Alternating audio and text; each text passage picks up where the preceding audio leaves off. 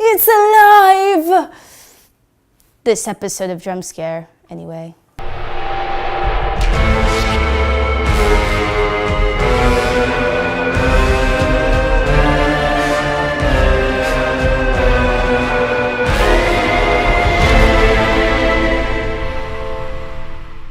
Is the landscape of horror changing again?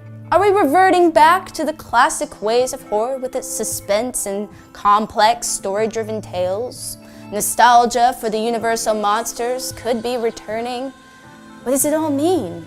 So many questions.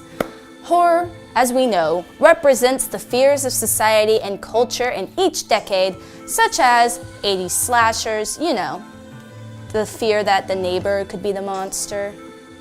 60s reproductive horror, you know, the little child monsters like in The Brood. There are rumors that Universal monsters are returning in a few remakes of classic films such as Bride of Frankenstein, The Mummy, and more. The 30s and 40s were a prime era for Universal monsters, which were mostly based off not only Gothic literature but also mythology, legends, penny dreadfuls, things like that. Throughout the decades, monsters such as Dracula and Frankenstein's monster, even Wolfman, have taken on various roles in media, whether they are the antagonist, protagonist, it doesn't matter.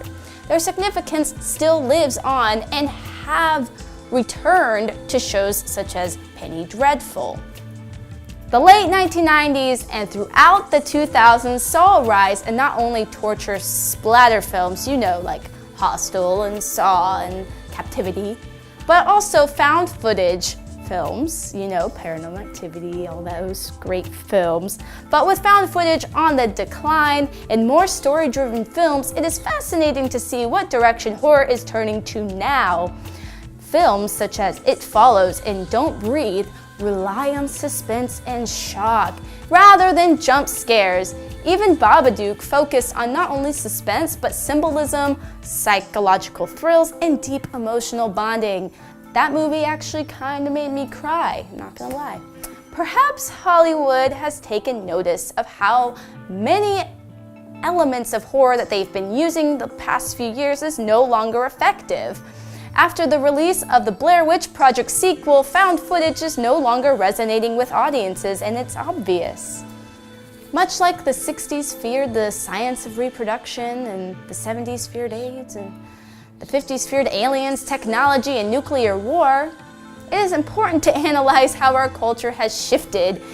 You know, the 2000s reflected the fear of terrorism and torture, but what does the 2010s represent? So far, it's kind of a mishmash, but we will see as we keep analyzing forward throughout this decade. Our technology has given us a wider access to the world, yet it seems horror fans have nostalgia for the roots of horror, the simplicity of suspense rather than the unexpected predictability of jump scares. Though I can see one thing is certain: we will still fear the abject, the unknown, and our own capabilities as human beings. So, let me know in the comments below how you think horror is transitioning in not only film but also television. Do you think it's reverting back to nostalgia, story-driven plots, maybe deconstructing genres, or will it go in a different direction? Also, movie spotlight, The Oblong Box, starring Vincent Price and Christopher Lee, the kings of horror. And I'm wearing my awesome Famous Monsters of Filmland t-shirt, so shout out to them. They are really awesome. If you haven't read their magazine, check it out. It's really cool. And this film is really good as well. So, some recommendations for you guys. I hope you have an awesome week and stay spooky.